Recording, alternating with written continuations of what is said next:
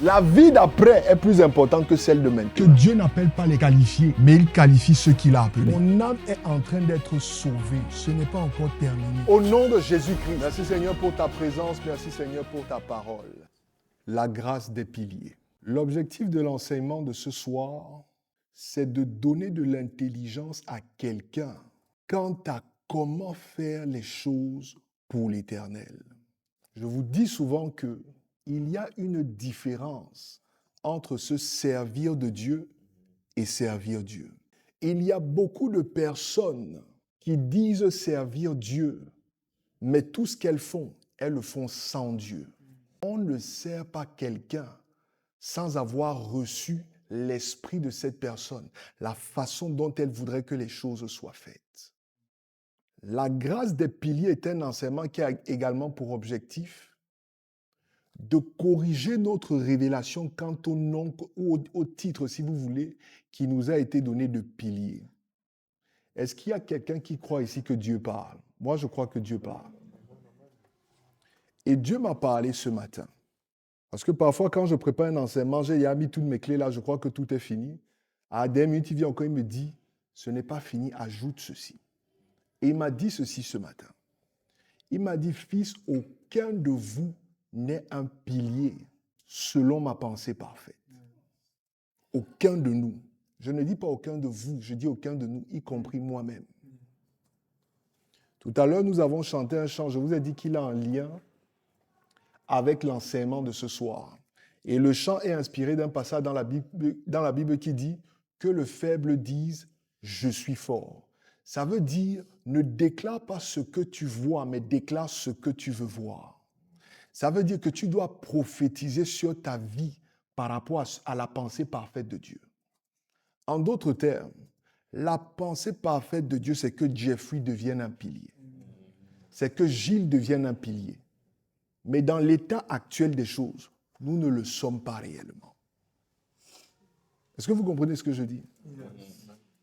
Parce que quand je vais vous enseigner, je vais vous donner les clés pour contracter la grâce des piliers. Vous allez voir que nous tous, nous avons des manquements. Nous tous, nous avons des lacunes. Nous n'y sommes pas encore. Mais par la grâce de Dieu, nous allons y arriver. Amen.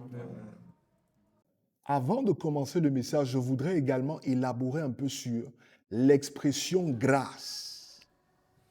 Qu'est-ce que la grâce? On vous a enseigné que la grâce, c'est quelque chose qui n'est pas mérité. Ce n'est pas faux, mais ce n'est pas complet. La grâce a 3 dimensions. La première dimension de la grâce, c'est ce qu'on appelle la grâce universelle. Matthieu chapitre 5 de 43 à 48. Le Seigneur Jésus-Christ nous exhorte à être parfaits. Il dit, soyez parfaits comme votre Père. Et il dit ceci. Il dit, car votre Père envoie son soleil aux bons comme aux méchants. Il envoie sa pluie sur le toit du juste et de l'injuste. En d'autres termes, il y a une dimension de la grâce qui bénéficie et profite aux païens comme aux chrétiens. C'est ça qu'on appelle la grâce universelle. Et la grâce universelle est dispensée et administrée par le Père. Qu'est-ce que le Fils a dit? Qu'est-ce que le Fils a dit? Il a dit, soyez parfaits comme votre Père, qui donne, n'est-ce pas? Donc c'est le Père qui dispense la grâce universelle. C'est pour ça que tu n'as pas besoin d'être chrétien pour te marier. Tu n'as pas besoin d'être chrétien pour manger. Non. Dieu a fait cette grâce à tous les hommes. Dis avec moi la grâce universelle est administrée par le Père. Celle-là est gratuite. Elle n'est pas méritée. La deuxième dimension de la grâce, c'est ce qu'on appelle la grâce salvatrice. La grâce salvatrice est dispensée par le Fils. Elle a pour objectif de prendre un païen et de faire de lui un chrétien. La Bible dit en Jean chapitre 1, verset 17, « Car Moïse est venu avec la loi, mais Jésus est venu avec la grâce et la vérité. » Ça, c'est la grâce salvatrice. Je ne suis pas d'accord quand on dit qu'elle est gratuite. Elle est gratuite pour nous, mais elle a coûté la vie à Jésus. Quelqu'un a payé le prix. Comprenez ce que je dis? Il y a quelqu'un qui a payé le prix. Donc, elle est partiellement gratuite. La première est gratuite, la deuxième est partiellement gratuite.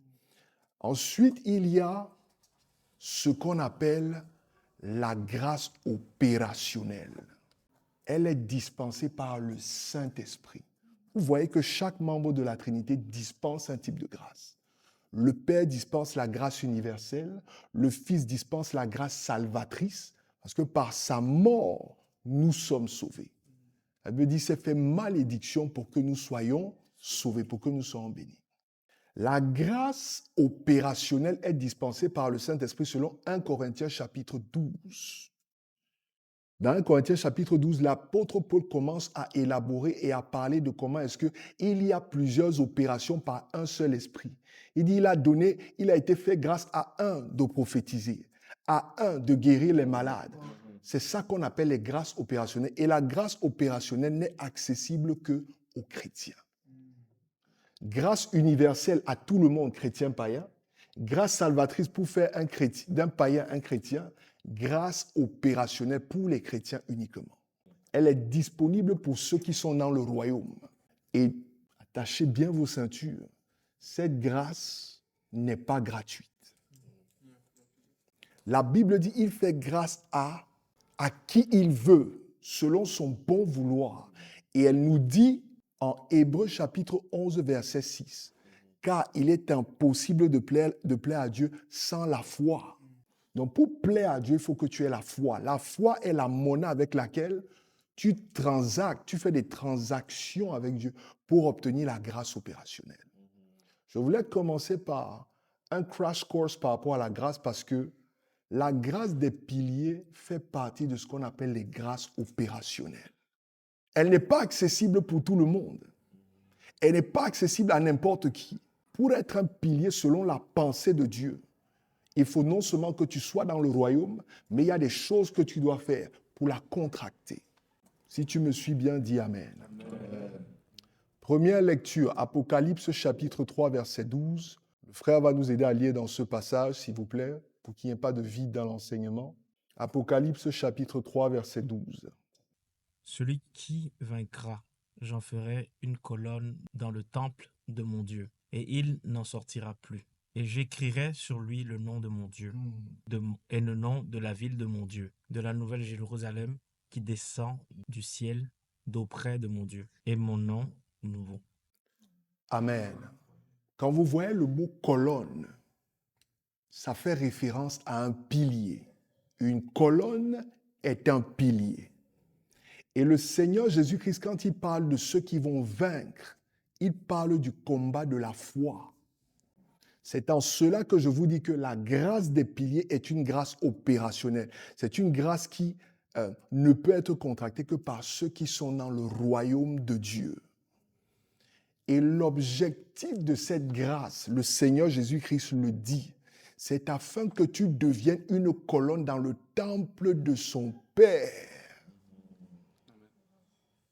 Le MOJ est une œuvre du royaume de Dieu. Nous sommes affiliés au royaume de Dieu.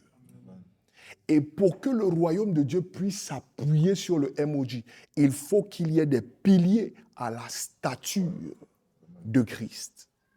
Est-ce que vous me suivez bien? Tu n'es pas un pilier parce que tu dis que tu es un pilier. Tu n'es pas un pilier parce que tu donnes des bonnes idées. Non. Christ dit que tu dois vaincre. En quoi consiste cette victoire? Nous allons en parler tout de suite. Donc, il y a des attributs, il y a un caractère, il y a des qualités qui accompagnent celui qui prétend être un pilier au sein d'une famille, d'une compagnie ou bien du royaume de Dieu. Si tu n'as pas ces caractéristiques, tu n'es pas un pilier. Il y a une différence entre ce qu'on appelle un piquet et un pilier. Sur cette table, en ce moment, il y a 4 piquets.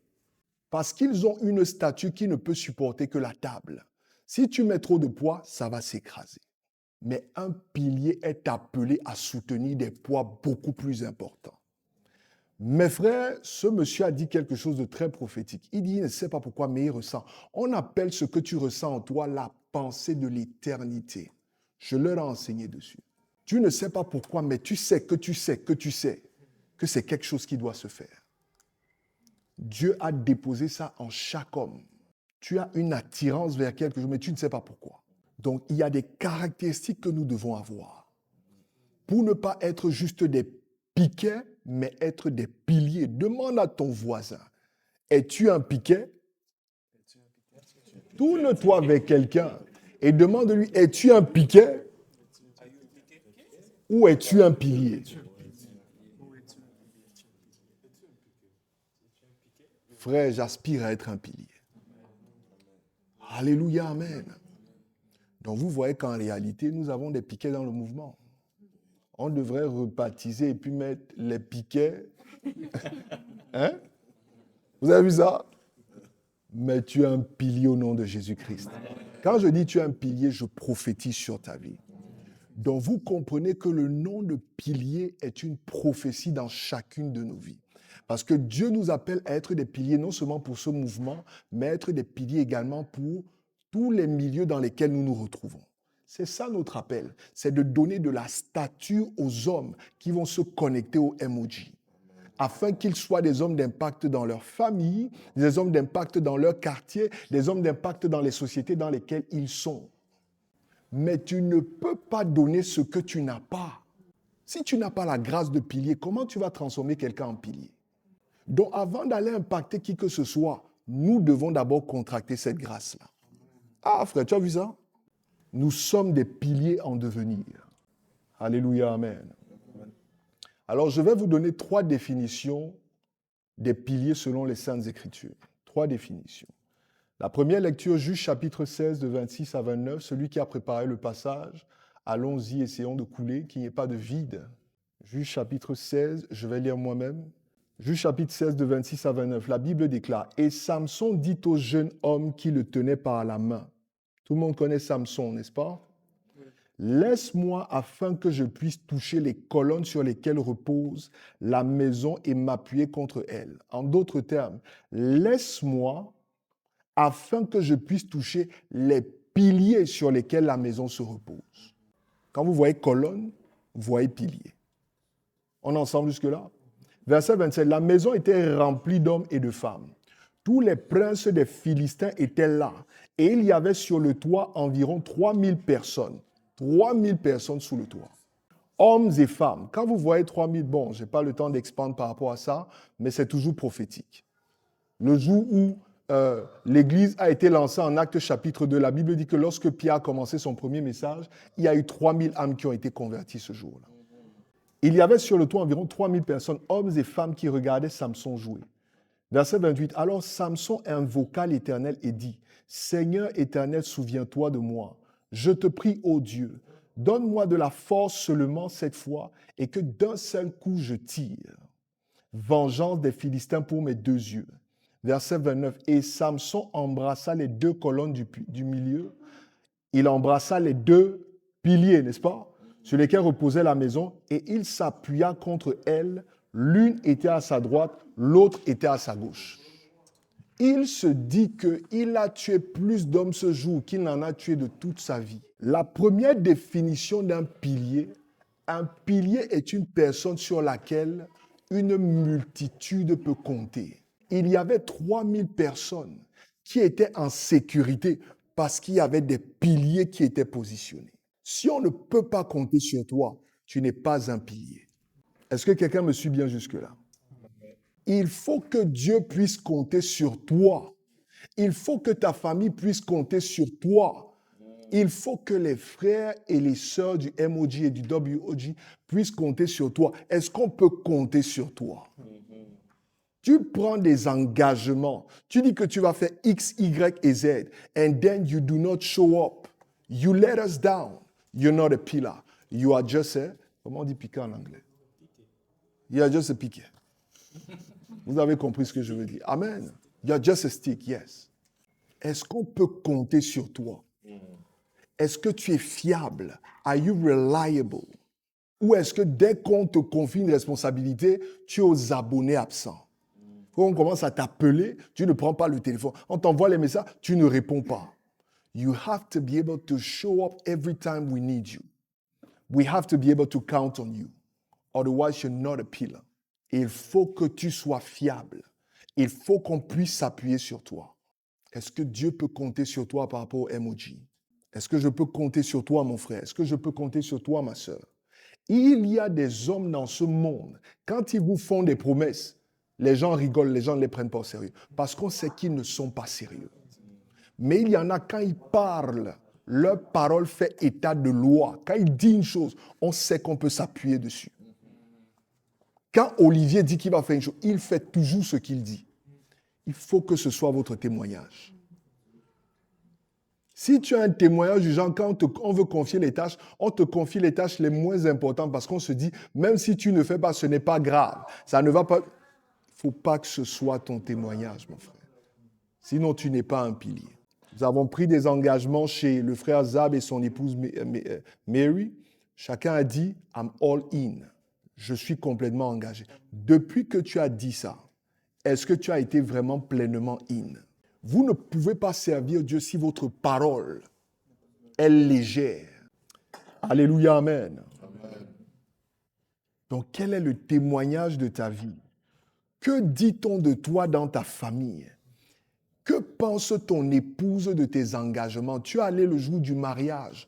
Je promets et je fais le vœu d'être fidèle, de te chérir jusqu'à la... Et après, dès que tu sors de l'église ou de la mairie, tu vas dans tous les... Et tu vas avec les femmes à gauche et à droite. Tu n'es pas un pilier. Si tu es comme ça, tu n'es pas un pilier. Deuxième définition d'un pilier. 1 Roi chapitre 7, 1 Roi 7 de 20 à 22. Les chapiteaux placés sur les deux colonnes étaient entourés de 200 grenades. En haut, près du renflement qui dépassait le treillis, il y avait aussi 200 grenades rangées autour du second chapiteau. Il dressa les colonnes dans les portiques du temple. Il dressa la colonne de droite et l'appela Jachin. Puis il dressa la colonne de gauche et l'appela Boaz. Il y avait sur le sommet des colonnes une sculpture qui représentait des lys. Ainsi fut terminée la fabrication des colonnes. Ainsi fut fabriquée la fabrication des piliers. Donc dans ce passage, nous sommes en train de voir comment est-ce qu'ils ont construit le temple, ce qu'on appelle le temple de Salomon. Parce que nous sommes dans le livre de Rois, n'est-ce pas? Et quand ils ont construit, Dieu a donné des instructions en ce qui concerne l'entrée du temple. À l'entrée du temple, si vous allez voir sur Internet, il y avait 2 gros piliers. Les 2 piliers permettaient de délimiter l'entrée dans la présence de Dieu. L'un des piliers s'appelait Jachin. Jachin signifie établi. Et l'autre pilier s'appelait Boaz. Boaz signifie la force de Dieu. Un pilier, c'est un homme qui est établi par la force de Dieu. Lorsque tu es établi par la force de Dieu, Dieu peut s'appuyer sur toi. Souvenez-vous, au début, nous avons dit quoi? Le Seigneur Jésus-Christ a dit, ces colonnes-là, il va établir et puis il va déposer le temple de son Dieu, le temple de son Père. C'est ça l'objectif du Seigneur Jésus-Christ. C'est que tu deviennes une colonne dans le royaume, que tu deviennes une colonne dans ta famille. Donc tu sais si tu es un pilier quand tu assumes des responsabilités pour le royaume de Dieu par sa grâce et par son soutien, établi par la force de Dieu. Donc un pilier n'est pas un homme qui est établi par sa propre force. La Bible dit ne te confie pas en ta propre sagesse, mais confie-toi en l'Éternel. Elle dit également quelque part, maudit soit l'homme qui se confie sur l'homme. Tu ne dois pas t'appuyer sur tes diplômes pour servir Dieu. Tu ne dois pas t'appuyer sur ton bon français pour servir Dieu. Tu ne dois pas t'appuyer sur tes relations. Mon oncle est ministre là-bas. Ma tante est dans tel... Non, si tu t'appuies dessus, tu ne peux pas être un pilier dans le royaume. Un pilier dans le royaume est établi par la force de Dieu et non la force des hommes. Ce n'est pas par notre force, dit, je crois que c'est Zacharie qui le dit. Ce n'est pas par notre force, ce n'est pas par notre puissance. Alléluia. Mais dit, c'est par la grâce, par l'Esprit de Dieu que nous faisons ces choses-là. C'est Zacharie, n'est-ce pas? Oui, Zacharie. Voilà. C'est bien que vous connaissiez aussi, comme ça je ne m'égare pas. Gloire à Dieu. Deuxième définition, il est établi par la force de Dieu. Il s'appuie sur Dieu. Il compte sur Dieu. Il ne compte pas d'abord sur ses capacités. Si tu t'appuies sur tes capacités, tu seras orgueilleux et nous allons te perdre. Dans tout ce que vous voulez faire dans le MOJ, appuyez-vous d'abord sur Dieu. Assurez-vous que votre force vous vienne de l'Éternel. Troisième définition d'un pilier, Exode chapitre 13, de 21 à 22. L'Éternel allait devant eux le jour dans une colonne de nuée pour les guider sur leur chemin, et la nuit dans une colonne de feu pour les éclairer, afin qu'ils puissent marcher jour et nuit. La colonne de nuée ne se retirait pas de devant le peuple pendant le jour, ni la colonne de feu pendant la nuit. Amen. Donc, quand le peuple d'Israël traversait le désert, dans le désert, moi j'ai travaillé un peu dans le désert à l'époque, en journée il fait chaud, mais dans la nuit il fait très froid. Donc, pour les maintenir, d'ailleurs, si vous lisez Saintes Écritures, vous allez vous rendre compte que Dieu les a tellement préservés qu'il paraît que leurs habits ne s'usaient pas, leurs chaussures ne s'usaient pas. Donc, c'était une préservation surnaturelle. Et pour les préserver, il y avait une colonne de feu dans la nuit pour les réchauffer. Un pilier de feu. Et dans la journée, il y avait un pilier, comme une espèce de nuage, pour les préserver de la chaleur. Un authentique pilier est une personne qui non seulement guide les autres, mais les soutient en tout temps. C'est ça le fait de réchauffer quand il fait froid et de couvrir quand il fait chaud. C'est ça un vrai pilier. Parce que je veux et j'aspire à être un pilier dans le MOJ. Quand je vois que mon frère a une lacune, un manquement, je ne prends pas les projecteurs et je mets dessus pour que tout le monde sache qu'il est faible. Je le couvre, je le préserve. Amen. Et je le soutiens pour qu'il reste debout. C'est ça un pilier. Amen. Si tu œuvres dans cette œuvre pour montrer que toi, tu connais trop et que les autres ne connaissent pas, tu n'es pas un pilier, tu n'es même pas un piquet. Je ne sais pas ce que je vais... Je ne sais pas comment je vais qualifier ça. Un pilier, tu es une paille. Alléluia. Un pilier est un soutien. Un soutien dans la tempête. Un soutien dans les épreuves. Tu apprends qu'il y a quelque chose qui se passe dans la vie de ton frère. Mon frère, je voulais simplement te dire que je sais que pour le moment, c'est difficile, mais l'Éternel est toujours assis sur le trône. Tu vas t'en sortir. Vous savez, parfois, quand c'est difficile, on n'a pas besoin forcément d'argent ou bien de nous. Parfois, on a besoin simplement d'une parole. Courage, mon frère, tu vas y arriver. Courage, ma sœur, ça va aller. Ce sont des mots simples, mais puissants. Le poids des mots. Un authentique pilier soutient les autres, guide les autres. La Bible dit, ce sont ces colonnes-là, ces piliers qui les guidaient. Je leur parlais quand on montait tout à l'heure du fait que dans le désert, il n'y a pas de route. Il n'y a pas de signalisation. Si on ne te guide pas, tu vas te perdre. Donc, c'est lui qui leur donnait la direction. Quand tu vois quelqu'un qui est dans la confusion, qu'est-ce que tu fais? Est-ce que tu t'en moques ou bien est-ce que tu le guides? Il y en a, les manquements et les fautes qu'il y a dans la vie des uns et des autres sont des objets de commérage et de médisance. Il faut que ça s'arrête. Quand tu vois que ton frère a mal agi, ce n'est pas le moment d'appeler les autres pour leur dire que « Est-ce que tu as vu ce que l'autre a fait ?» Il ne réfléchit pas. Il faut que ça s'arrête.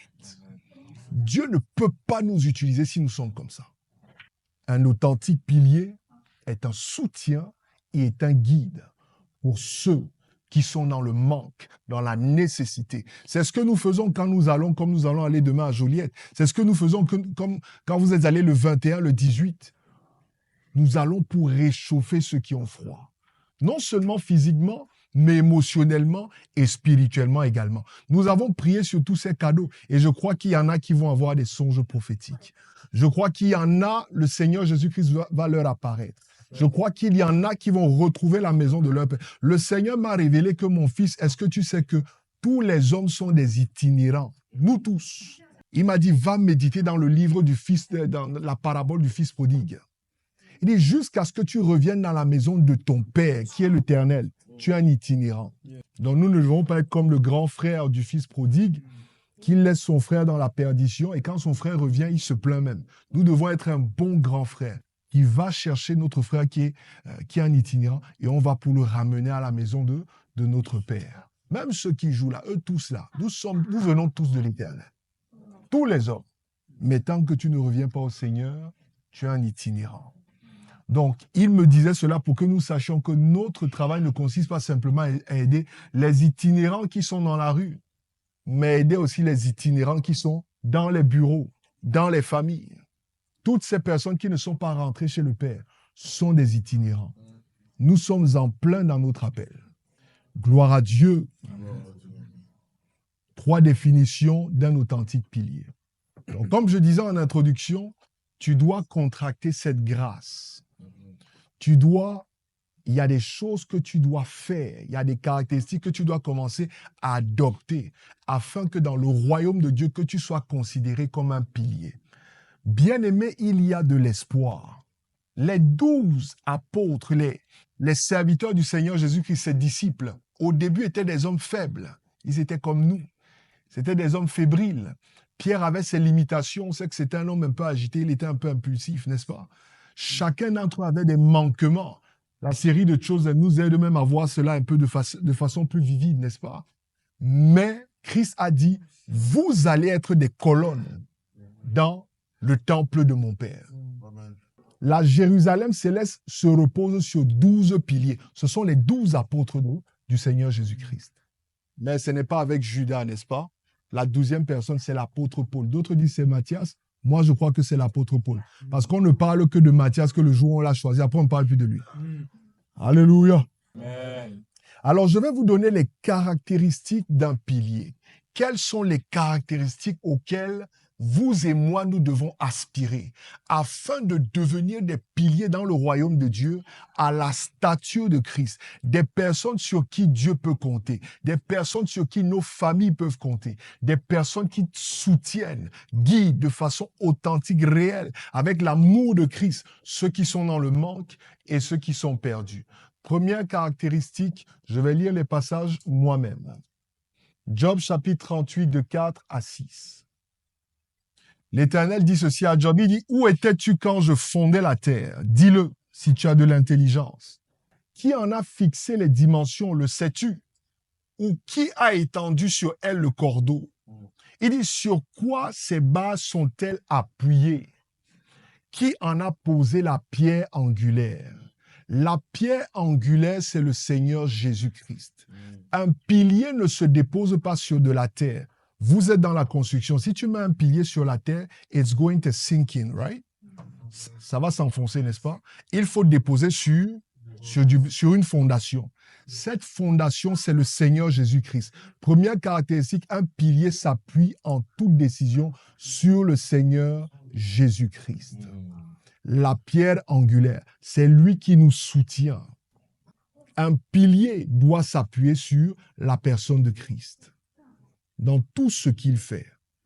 Première caractéristique, il s'appuie sur le Seigneur Jésus-Christ en toutes choses. Deuxième caractéristique d'un authentique pilier. Philippiens chapitre 2 de 5 à 8. Nous allons prendre exemple sur le pilier des piliers qui est le Seigneur Jésus-Christ, la pierre angulaire. Ayez en vous les sentiments qui étaient en Jésus-Christ, lequel existant en forme de Dieu n'a point regardé comme une proie arrachée d'être égal avec Dieu, mais s'est dépouillé lui-même en prenant une forme de serviteur, en devenant semblable aux hommes et ayant paru comme un simple homme. La Bible dit au verset 8, « Il s'est humilié lui-même, se rendant obéissant jusqu'à la mort et même jusqu'à la mort de la croix. » La deuxième caractéristique, c'est l'humilité. Si les gens doivent s'appuyer sur toi, écoutez-moi bien, ça veut dire que tu dois te mettre en dessous d'eux. On ne s'appuie pas sur quelque chose qui est au-dessus. On s'appuie sur quelque chose qui est en dessous. C'est ça l'humilité. Et je parlais de ça avec lui l'autre jour. L'humilité, ce n'est pas ce que tu fais. L'humilité, c'est ce qu'on te fait. Ce que tu fais, c'est de la fausse modestie. La Bible dit qu'il s'est rendu obéissant jusqu'à la mort à la croix. Ça veut dire que quand il s'est humilié, en réalité, il a accepté les fausses accusations, il a accepté la flagellation, il a accepté la crucifixion qu'il ne méritait pas en réalité, mais qu'il a reçu par humilité pour que vous et moi, nous soyons sauvés. L'humilité n'a rien à voir avec ce que tu fais. L'humilité a à voir avec ce que tu acceptes qu'on te fasse. Par humilité, tu vas accepter qu'on t'insulte. Par humilité, tu vas accepter qu'on te minimise et qu'on te méprise.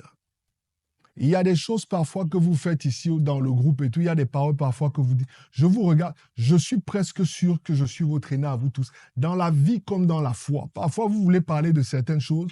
Je le dis souvent à lui. Vous parlez, je vous écoute et je sais que vous ne savez pas de quoi vous parlez. Vous croyez connaître et vous croyez comprendre, mais vous ne comprenez pas et vous ne connaissez pas. Mais je vous regarde, je suis patient et j'attends. Ça, c'est par rapport à ce que je connais, n'est-ce pas? Par rapport à ce que toi, tu connais. Quand un novice vient et parle, qu'est-ce que tu fais? Est-ce que tu veux l'écraser? Est-ce que tu veux l'humilier? Ou bien est-ce que tu t'humilies et tu l'écoutes quand même? L'humilité, c'est ce qu'on te fait. Ce n'est pas ce que tu fais. Il ne faut pas confondre modestie. La modestie est apparente et tangible et visible. L'humilité est une attitude de cœur. Elle n'est pas visible, mais on en ressent les effets. C'est ça la vraie humilité. Et je vais terminer sur le point de l'humilité en vous disant que la forme la plus pure d'humilité se produit au travers des humiliations. C'est pour cela que humilité et humiliation ont la même racine. Il a accepté les humiliations. C'est ainsi qu'il est qualifié de humble, le Seigneur Jésus-Christ. Est-ce que tu n'es pas un peu prêt pour l'évangile d'accepter quelques humiliations? Le Saint-Esprit m'a dit cela un jour. Il m'a dit, pourquoi tu te sens obligé de réagir par rapport à tout? Il y a beaucoup de choses que vous lâchez sur le forum, je ne réagis pas à tout. Parfois, certaines petites piques, parfois, certaines, pas seulement dans le MOD, même dans la vie de manière générale. Qu'est-ce que tu es prêt à supporter et à accepter va déterminer le degré d'humilité dans lequel tu marches. Gloire à Dieu. Un authentique pilier est un homme humble. Troisième caractéristique à laquelle nous devons tous aspirer afin de devenir les piliers prophétiquement que nous avons déclarés. Juge chapitre 7, de 5 à 7. La Bible déclare: Gédéon fit descendre le peuple vers l'eau et l'Éternel dit à Gédéon: tous ceux qui laperont l'eau avec la langue comme lappe le chien, tu les sépareras de tous ceux qui se mettront à genoux pour boire. Ceux qui lapèrent l'eau en la portant à la bouche avec leurs mains furent au nombre de 300 hommes. Et tout le reste du peuple se mit à genoux pour boire. Et l'Éternel dit à Gédéon: c'est par les 300 hommes qui ont lapé que je vous sauverai et que je livrerai Madian entre tes mains. Que tout le reste du peuple s'en aille, chacun chez soi. Troisième caractéristique, un authentique pilier est un visionnaire. Pourquoi je parle de visionnaire? Je vous ai parlé, quand on a parlé des principes sacrés des hommes consacrés, du fait que Dieu recherche les 300, il ne recherche pas les 32 000. Quand il a sifflé de la trompette, 32 000 hommes sont venus. Mais dans les 32 000, Dieu n'avait besoin que de 300. Et il fallait qu'il passe 2 tests. Le premier test, c'était ce qu'on avait appelé le test de la foi, n'est-ce pas? Le deuxième test, c'est ce qu'on appelle le test de la vision. Le test de la foi, c'est-à-dire, est-ce que vous croyez dans l'homme que j'ai établi? Je vous ai dit que Gédéon était un fermier. La Bible dit, il battait le froment, n'est-ce pas? Battre le froment, ça veut dire que tu sors le mil de ses branches. Mais du jour au lendemain, il vient et dit aux gens, Dieu m'a parlé. Et Dieu m'a dit que on va aller pour combattre nos ennemis. Les gars ont dû le regarder comme ça. Tu étais un fermier et tu dis aujourd'hui que tu es un guerrier. Donc il y en avait qui ne croyaient pas dans son appel. Si vous regardez aux qualifications naturelles des hommes dans le royaume, vous n'allez pas les suivre. Parce que Dieu n'appelle pas les qualifiés, mais il qualifie ceux qu'il a appelés. Amen. Amen. Ce n'est pas une question de... Il a pris des gens qui n'étaient pas diplômés. Je vous l'ai dit, si vous recherchez les diplômes en théologie, vous n'allez pas trouver ça dans ma vie. Mais il y a une grâce qui opère. La Bible dit quand Christ se prêchait, il est arrivé sur eux, ils ont dit que, mais pourquoi est-ce qu'il prêche? Il prêche comme ayant une autorité, il ne prêche pas comme les scribes. Je ne prêche pas comme les pasteurs. Alléluia, amen. Amen. Je prêche comme un homme que Dieu a envoyé. Amen. Donc, il y en avait quand ils sont allés donc au niveau du marigot. Et il y en avait quand ils ont commencé à boire. Ils ont mis les 2 genoux au sol. Ils ont commencé à boire comme des chiens. Et il y en a qui ont mis un genou. Ils prenaient l'eau avec une main et ils regardaient à l'horizon avec l'autre, avec le visage. Pourquoi? Parce qu'ils se préparaient quant au fait que l'ennemi peut venir. On appelle ça le test de la vision. Ceux qui avaient les 2 genoux au sol et lapaient comme des chiens sont ce qu'on appelle des hommes charnels. Et ceux qui buvaient comme ça mais regardaient au loin sont ce qu'on appelle des hommes spirituels. Ils ne contentent pas seulement la chair, ils gardent les yeux fixés sur l'objectif. Un authentique pilier est un visionnaire. Il voit au-delà des difficultés du présent. Ne prenez pas peur par rapport à ce qui se passe en ce moment. Ayez la foi, mes frères. Est-ce que Dieu ne vous a pas déjà montré suffisamment qu'il est avec nous? L'Éternel est avec nous. Et quand tu as la source de toutes les ressources, tu ne manqueras jamais de ressources. Tu me suis, mon frère? Je viens également pour essayer de damer un peu le pion à tout ce qui s'est passé ces derniers temps. J'aime également voir ça parce que cette effervescence montre que vous voulez que ça marche. Mais n'y allez pas avec vos forces. Comptez sur la force que l'Éternel nous donne. Il n'a pas besoin des 32 000, il a besoin des 300. Dieu n'a pas besoin de l'abondance, il a besoin du peu qui croit en lui. Ce n'est pas parce que beaucoup de personnes vont venir qu'on va forcément avoir de l'impact. Non. Mais si la présence de Dieu abonde au milieu de nous, on aura de l'impact. Tout ce qui se passe, nous n'avons pas cherché cela. Amen. Ces choses viennent à nous. Amen. On était dans la rue, j'étais avec ma femme, mon fils, était avec sa femme et son fils également. Ce monsieur vient nous, il commence à nous parler, ce monsieur Derrick. Et c'est lui qui ne fait que, il dit, je veux que vous veniez à la radio. Ok, d'accord, il n'y a pas de problème, on va aller. Nous n'avons pas cherché ça parce que la Bible dit chercher premièrement le royaume des cieux et toutes ces choses vont vous suivre. Dans le royaume, quand tu cours après les choses, elles te fuient. Mais quand tu cours après Dieu, les choses te suivent. Nous devons courir après Dieu. Soyez des visionnaires comme David. Au-delà de Goliath, David avait vu le palace. Soyez des visionnaires comme Josué. Au-delà du mur de Jéricho, il avait vu la terre promise. Josué et Caleb arrivent en exploration. Ils voient les géants, mais ils disent non, au-delà de ces géants, il y a la terre promise. Le Dieu qui nous a sortis d'Égypte va nous donner cette terre en possession, même s'il y a des géants ici. Si vous regardez les géants qui se lèvent en ce moment, les petites difficultés là, et vous vous limitez là, vous ne pouvez pas faire l'œuvre du Seigneur. Un authentique pilier voit une difficulté et lui dit, mon Dieu est plus grand que toi. Amen. Quel est ton nom, difficulté? Je connais un nom qui est au-dessus de toi. C'est le nom de Jésus. Devant son nom, tout genou fléchit et toute langue confesse. Tu vas fléchir et tu vas confesser le nom de mon Seigneur. Amen. N'ayez pas peur. Peu importe ce qui se passe. N'ayez pas peur. Ayez la foi, mes frères. Ça va aller. Nous devons faire notre part, mais laisser la place à Dieu. Il va faire ce qu'il veut faire. Et il va faire ce qu'il doit faire. Alléluia, amen.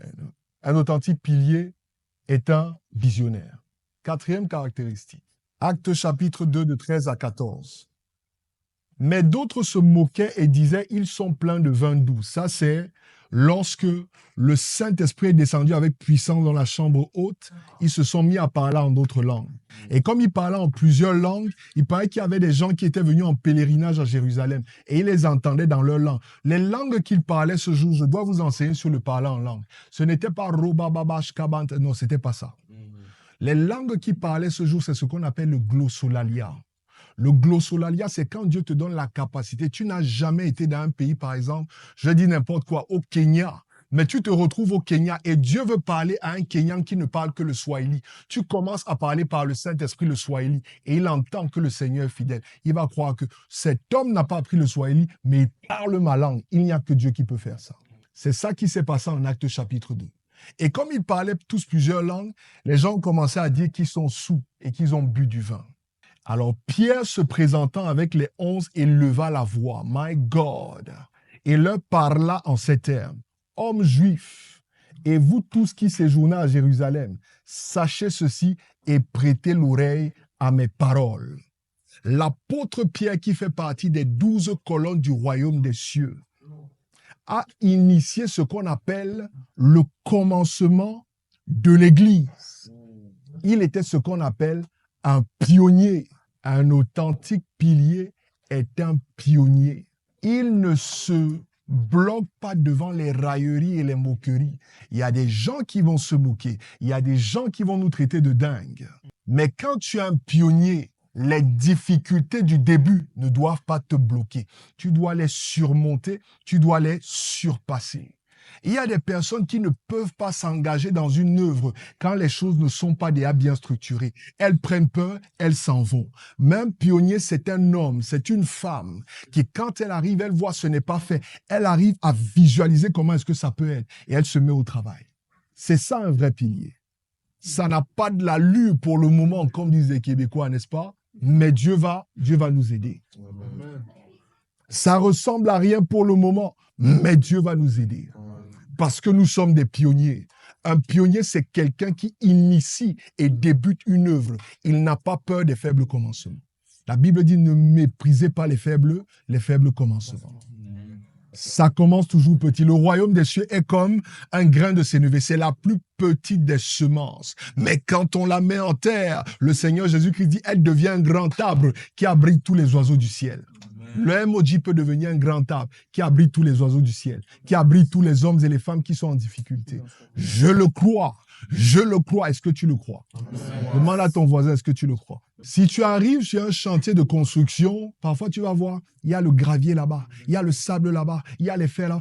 C'est le chaos comme Dieu avait trouvé au commencement, n'est-ce pas? Ça n'a aucun sens. Mais quand l'architecte vient, quand l'ingénieur de génie civil vient, parce qu'il a déjà une image mentale de la fin, il ne panique pas.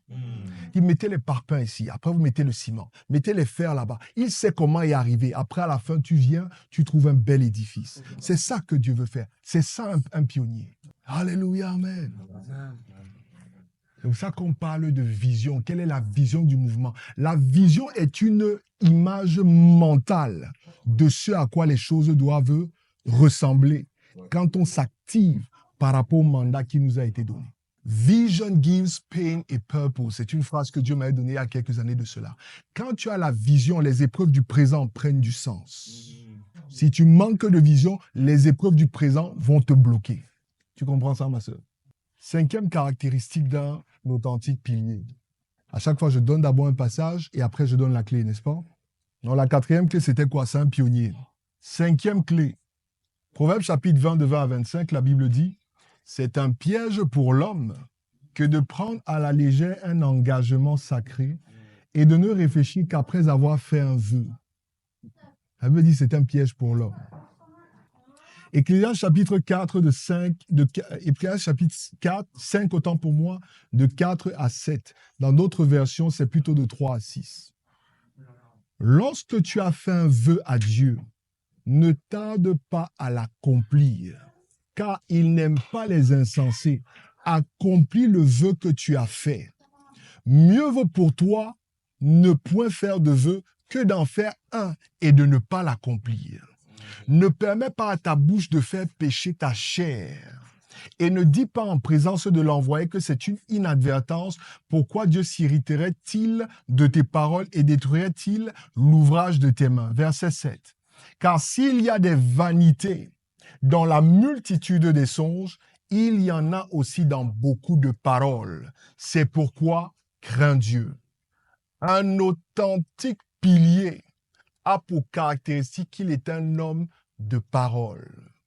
Quand il dit une chose, il la fait. Quand il prend un engagement, il l'honore. J'ai un calendrier d'enseignement qui va jusqu'à 2026 au minimum. Je suis prêt parce que je me suis engagé. Par rapport à ce que toi tu dis que tu veux faire, tu as dit quand on était chez le frère, je m'engage, je suis all-in. Est-ce que tu vas tenir ton engagement? Nous étions dans la présence de Dieu. Parce que nous avions invité le Saint-Esprit. Il dit, là où 2 ou 3 se rassemblent en mon nom, je suis là. Tu ne t'es pas engagé seulement devant les frères. Tu t'es engagé devant Dieu. C'est pour ça que la Bible dit, il vaut mieux ne pas parler. Un homme de peu de paroles, Jacques le dit en Jacques chapitre 2, il dit, c'est un homme sage. Un homme qui ne parle pas beaucoup. Vaut mieux ne pas t'engager promptement et hâtivement. Observe d'abord. Mais maintenant que vous vous êtes engagés, ben écoutez les gars, il y a du boulot, il va falloir travailler. Et au lieu de commencer à avoir les difficultés, de vous dire que vous allez abandonner, non. Vous devez mettre les mains dans le cambouis et vous devez travailler pour que les choses s'arrangent. Moi, je n'ai pas peur de la boue. Je n'ai pas peur du chaos. J'ai travaillé dans le oil field, dans des milieux qui sont chaotiques. Mais à la fin, ça produit des choses formidables. C'est une formation que l'Éternel m'a donnée. Et moi-même, je ne suis pas encore arrivé. Je vous ai dit que nous tous, nous sommes encore des piliers en devenir. Donc, un authentique pilier est un homme de parole. On peut s'appuyer sur ses engagements. Quand il dit « je vais faire une chose », il fait cette chose-là. Un homme de parole. Je vais passer au prochain parce qu'on en a déjà un peu parlé avant. 6e caractéristique d'un authentique pilier dans le royaume de Dieu, dans le MOJ. 1 Chronique chapitre 12, verset 1 et verset 8. 1 Chronique chapitre 12, verset 1 et verset 8. Ça, c'est l'un des passages fondationnels de ce mouvement que l'Éternel a révélé à son serviteur Axel. Ça fait partie de la vision du mouvement. La Bible dit, voici ceux qui se rendirent auprès de David à Tsiklag, lorsqu'il était encore éloigné de la présence de Saül, fils de Kis. Il faisait partie des vaillants hommes. Dis avec moi, c'était des hommes. Qui lui prêtaient leur secours pendant la guerre. Verset 8. Parmi les Gadites, des hommes vaillants, partis pour se rendre auprès de David dans la forteresse du désert, des soldats exercés à la guerre, armés du bouclier et de la lance, semblables à des lions et aussi promptes que des gazelles sur les montagnes. Un authentique pilier est un homme, ce n'est pas un garçon. Un authentique pilier, c'est une femme, ce n'est pas une fille. Un authentique pilier est une personne mature. C'est ça la 6e clé. La maturité. Nous ne sommes pas le boys of God, nous sommes le men of God. Si tu as encore un petit gamin, tu es un garçon, ce n'est pas ta place ici. Ici, c'est un mouvement d'hommes et de femmes, bâtis, mûrs et matures, prêts à être utilisés par l'Éternel. Je vais vous enseigner sur les stades de la croissance spirituelle, comme pas du perfectionnement des saints. Il y a ce qu'on appelle les bréphos, les bébés spirituels. Qu'est-ce qu'un bébé fait? Quand il a faim, il pleure. Quand il a fait popo dans la couche, il pleure. Tout ce qu'il pleure, son langage, ce sont seulement les pleurs. Ceux qui passent leur temps à pleurer dans le mouvement et à se plaindre sont des bréphos, ce sont des bébés, ne sont pas qualifiés pour être ici. On n'envoie pas des bébés à la guerre. La Bible dit que c'était des vaillants guerriers. Vous devez être mature. La maturité dans votre façon de parler, dans votre façon de vous présenter, dans votre façon de vous comporter. Parmi les caractéristiques de la maturité, il y a ce qu'on appelle le respect. Vous devez être respectueux. Oui, nous sommes dans le royaume, nous nous appelons frères, sœurs et tout et machin, il n'y a pas de problème. Mais nous n'avons pas tous le même âge. Il faut respecter l'âge des gens. Les choses que vous faites au Québec, où on vous apprend, je vous l'avais dit, à la maternelle, à appeler vos maîtresses par leur prénom. Non. Dans le MOJ, ça ne se fait pas. Ça, c'est un homme de 38 ans, bientôt 39 ans. Quand vous lui parlez, parlez et respectez les années qu'il a passées sur la terre. Il y en a, quand vous êtes né, il courait déjà, il parlait, il fait plein de choses. Dieu ne fait rien par hasard. Vous croyez que Dieu a fait une erreur en faisant que certains naissent avant vous? Il y a des choses qu'il connaît que vous ne connaissez pas. Et quand vous méprisez un homme qui vous a précédé, tout ce que Dieu a fait comme grâce à cet homme, vous ne recevrez jamais cela. Il faut être respectueux. Le matin, quand vous ouvrez votre WhatsApp, avant de commencer à vous attaquer à ce qui a été dit, apprenez à dire bonjour. Bonjour les frères, soyez bénis. Au lieu de dire aux gens, tu as mal fait, demande, explique-moi pourquoi est-ce que tu... Pendant qu'il va t'expliquer, peut-être que tu vas comprendre vraiment ce qu'il voulait faire. Au lieu de commencer directement à fustiger ce qu'il a fait. Il y a des gens qui n'arrivent pas à bien élaborer ce qu'ils ont dans leur tête. C'est une lacune, mais on a dit tout à l'heure, tu dois le soutenir, tu ne dois pas l'écraser. Comprenez mes frères? Si nous nous tenons sur la table là maintenant, c'est parce qu'il y a des piliers en bas. Si vous êtes assis sur la chaise, c'est parce qu'il y a des piliers en bas. Tu dois soutenir les gens par maturité. C'est un mouvement d'hommes, c'est un mouvement de femmes. Des personnes matures se distinguent des personnes immatures par un comportement exemplaire. Et je voudrais également rajouter ceci. Nous sommes dans le royaume, nous ne sommes pas dans le monde. Je le répète encore. Saupoudrez vos interventions avec de la grâce et de l'amour. Vous pouvez faire une remarque qui est pertinente, mais si vous la faites de la meilleure manière, vous avez bousillé tout ce que vous essayez d'accomplir. Ce n'est pas tant ce que vous faites, c'est comment est-ce que vous le faites. La façon de faire peut compromettre ce que tu veux faire. Tu peux même avoir une remarque pertinente à faire au frère pour qu'il s'améliore. Mais si tu viens de manière méprisante et écrasante, il ne va pas recevoir ce que tu as dit. Dieu sait pourquoi il t'a donné le cœur qu'il t'a donné. Parce que moi, il y a des choses, je lui disais tout à l'heure, moi, quand j'étais dans le monde, je n'aimais pas qu'on se foute de ma gueule. Tu dis certaines choses, je vais te mettre à ta place. Très confrontationnel. Mais maintenant, c'est dans la parole, mon frère. Alléluia. Maintenant, c'est avec la parole que je viens, je smash.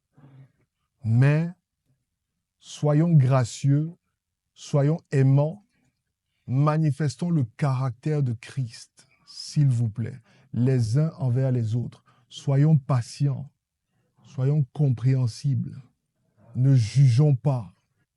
Alléluia, amen. Ça vient de me revenir à l'esprit tout de suite. J'ai omis de parler de quelque chose quand je parlais de la parole. Quand on parle de parole également, je crois que c'est dans Proverbes chapitre 6, à partir du verset 16. La Bible dit ceci, je veux revenir sur l'ancienne clé, ça vient de me revenir à l'esprit. La Bible dit, il y a 6 choses que est l'Éternel. De haïr, n'est-ce pas? Ça veut dire détester. Et même 7 qu'il a en horreur.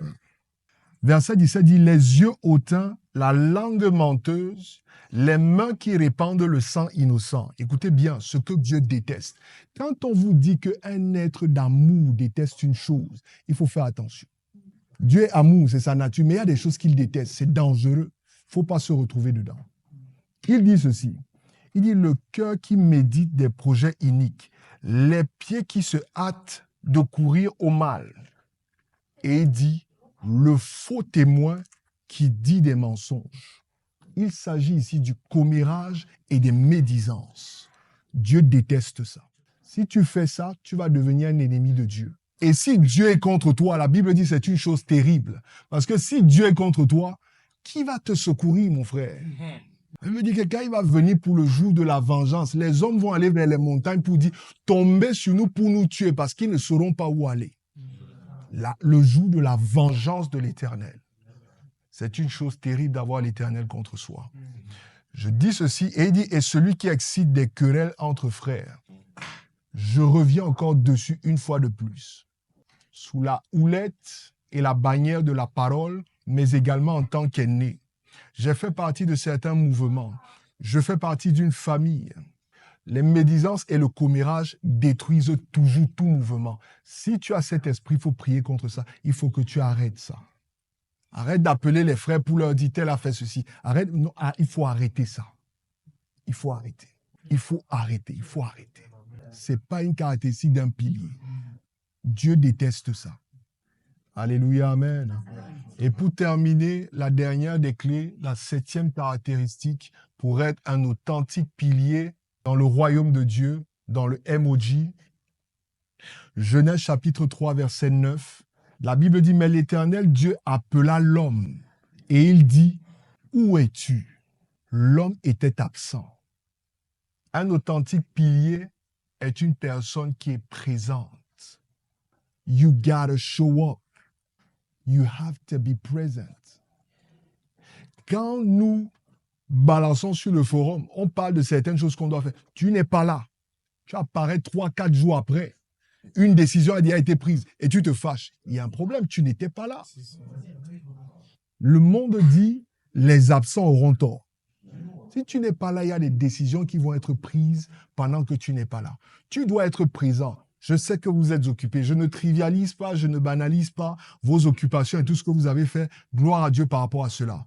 Mais chaque jour, si tu dis, je suis un membre actif du MOJ, tu dois développer la discipline d'au moins une fois par journée, vérifier ce qui a été dit sur vous. Tu dois te tenir informé de ce qui se passe. On doit arrêter de t'informer. Tu dois t'informer toi-même. Tu dois te mettre au fait de ce qui se passe. Il ne faut pas que le jour où on dit on doit faire telle chose, tu découvres comme quelqu'un de l'extérieur. C'est que tu n'es pas vraiment de la maison. Les enfants de la maison savent ce qui se passe à la maison. Ce sont les étrangers qui, quand ils arrivent, you flash news to them. Mais si tu es de la maison, tu dois savoir ce qui se passe au jour le jour, au jour le jour. Tenez-vous informés de ce qui se passe. Soyez présents. Soyez présents dans les discussions. Il y en a parmi vous, quand on parle de certains sujets, vous ne dites rien. Il ne faut pas faire ça. Ce n'est pas bien. Il faut participer. Vous n'êtes pas là pour être des spectateurs, mais vous êtes là pour être des acteurs du mouvement. Il faut participer. Il ne faut pas subir le mouvement, mais il faut être actif. Donc la présence, ce n'est pas seulement le fait de lire. La présence, c'est de participer. Vous devez être présent quand il y a des événements. Et quand vous ne venez pas, vous devez vous excuser. Je ne pourrais pas être là. Pardonnez-moi, mes frères. J'ai X, Y et Z. On va te pardonner. On est dans le Seigneur. Mais quand tu ne t'excuses pas une fois, 2 fois, 3 fois, comme disait Axel la dernière fois, tu méprises tous ceux qui viennent. J'ai laissé une femme et 4 enfants à la maison. Je pouvais m'occuper de là maintenant. Mais je viens parce que je me suis engagé.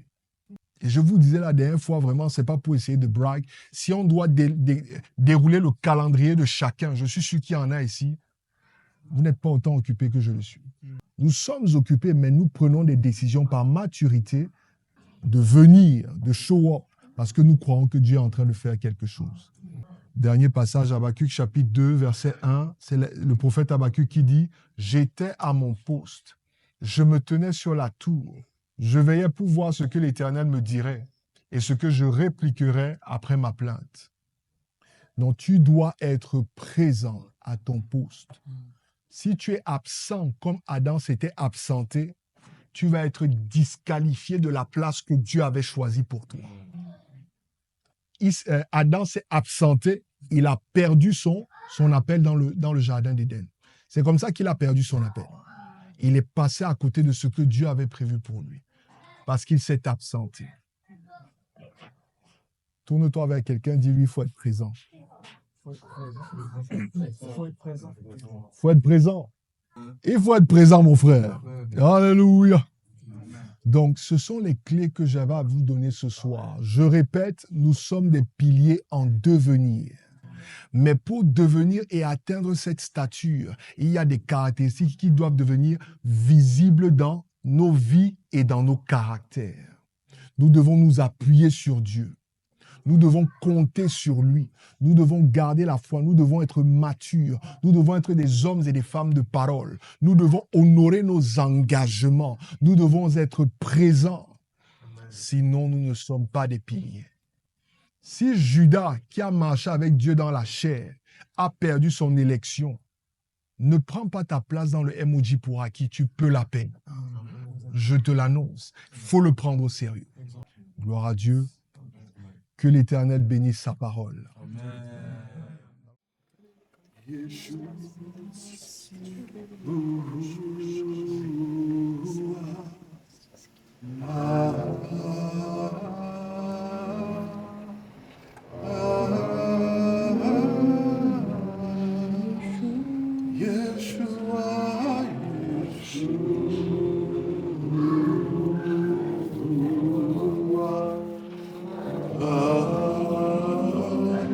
Chante avec foi, avec ton cœur.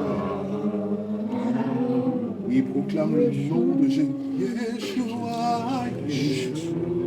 Au-dessus de tous les problèmes, au-dessus de toutes les difficultés. Oui, c'est le nom de Jésus. Chante avec foi, Yeshua, Yeshua. Visualise cette situation et vois le nom de Jésus régler cela.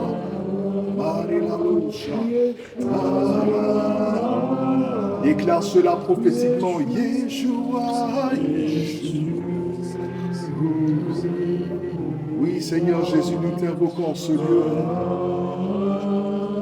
Les saints t'invoquent. Oui, nous chantons Yeshua, Yeshua. Là où 2 ou 3 sont rassemblés, en ton nom, tu dis que tu te manifestes. Agis au milieu de ton peuple ce soir. Oui, nous chantons Yeshua, Yeshua. Alebrala sogaba telebe, libariara raboja.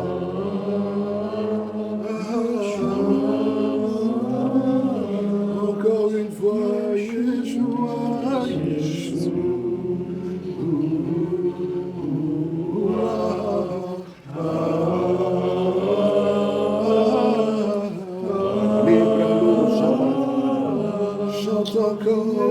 Yeshua, que l'esprit de Yeshua, l'esprit de Dieu, se meut dans ce lieu, agisse dans ton cœur, agisse dans ta vie.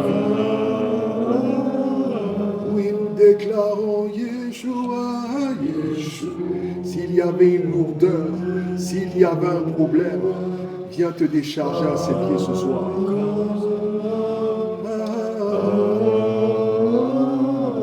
Une dernière fois, Yeshua, Yeshua.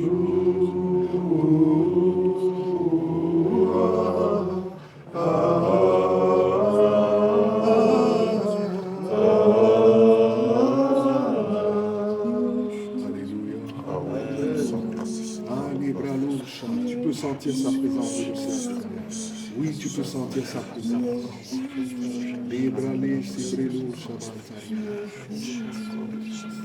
Que ton règne vienne, Père éternel.